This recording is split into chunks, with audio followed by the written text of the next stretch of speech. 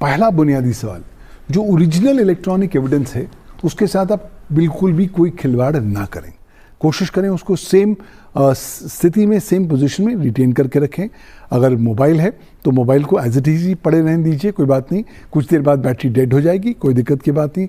अगर आपका डेस्कटॉप है, लैपटॉप है, तो उसको आपने तुरंत प्लग ऑफ कर देना है ताकि सारी इन्फॉर्मेशन जो है तुरंत रिटेन हो जाए। दूसरी बात, आपने पुलिस को तुरंत इन्फॉर्म करना है। अब तो सरकार ने आपको ये सुविधा दे रखी है कि आप घर बैठे हुए 1930 पर कॉल कर सकते हैं, जो राष्ट्रीय साइबर क्राइम हेल्पलाइन नंबर है। आप cybercrime.gov.in पर जाकर राष्ट्रीय साइबर सुरक्षा रिपोर्टिंग पोर्टल पर जाकर भी रिपोर्ट कर सकते हैं, और ये जितना भी एविडेंस है सरकार को दे सकते हैं, सरकारी एजेंसीज देखेंगे।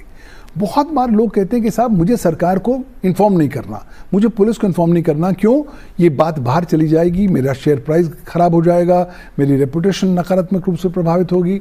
अगर आप उस दिशा में निर्णय ले रहे हैं तभी मैं आपको यही कहूँगा कि साहब ओरिजिनल एविडेंस को प्रिजर्व करके रखिए।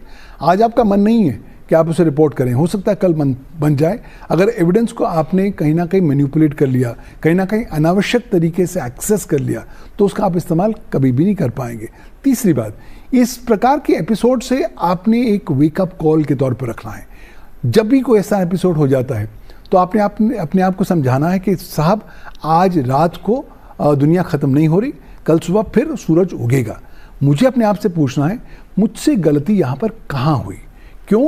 क्योंकि गलतियों के तो हम अंबार हैं, हम तो खुद इंसान हैं, हम तो टू अर्न इज ह्यूमन वाली कहानी बात करते हैं। लेकिन हमें समझना होगा कि आज हम डिजिटल कुरुक्षेत्र के केंद्र बिंदु पर आके खड़े हो गए हैं। चारों दिशाओं से हम पर अटैक हो सकता है, हो रहा है। जब जब अटैक होगा कभी ना कभी हम कुछ गलती करेंगे। तो जब ये एपिसोड हो जाए अपने आप से पूछिए मुझसे कहाँ गलती हुई, और संकल्प लीजिए कि अगले आने वाले समय में मैं एटलीस्ट इस गलती को दोबारा दोहराऊंगा नहीं। तो एटलीस्ट इस तरीके से आप अपना जो सुरक्षा पोस्चर है उसको आप सुदृढ़ बनाते रहेंगे, सतर्क रहेंगे, सावधान रहेंगे। आज वो ज़माना चला गया कि हर लोगों पर विश्वास करना है। आज किसी पर भी विश्वास नहीं करना है। हर एक व्यक्ति को एक नए लेंस से देखना है। वो लेंस है डिस्ट्रस्ट का और मिसट्रस्ट का। हर व्यक्ति पर शक शुबा के दृष्टिकोण से देखिए जब तक आप स्वयं उसकी पुष्टि ना कर पाएं कि ये व्यक्ति या उसकी जानकारी ट्रस्टवर्दी है, रिलायबल है या नहीं है। तो बेसिकली ब्रॉड चीज़ें ये कर सकते हैं। ऑब्वियसली आपके पास बहुत से टूल्स हैं, आप AI का इस्तेमाल करना चाहें उसका भी इस्तेमाल कर सकते हैं, लेकिन समझ लीजिए कि AI अक्सर आपके ओरिजिनल एविडेंस को टैंपर कर देगी। लेकिन जो बुनियादी कदम है वो ज़रूर उठाने हैं। अपने एंटीवायरस को आपने अपडेट करके रखना है, अपने फायरवॉल को आपने अपडेट करके रखना है, और जहाँ तक हो सके अनावश्यक वेबसाइट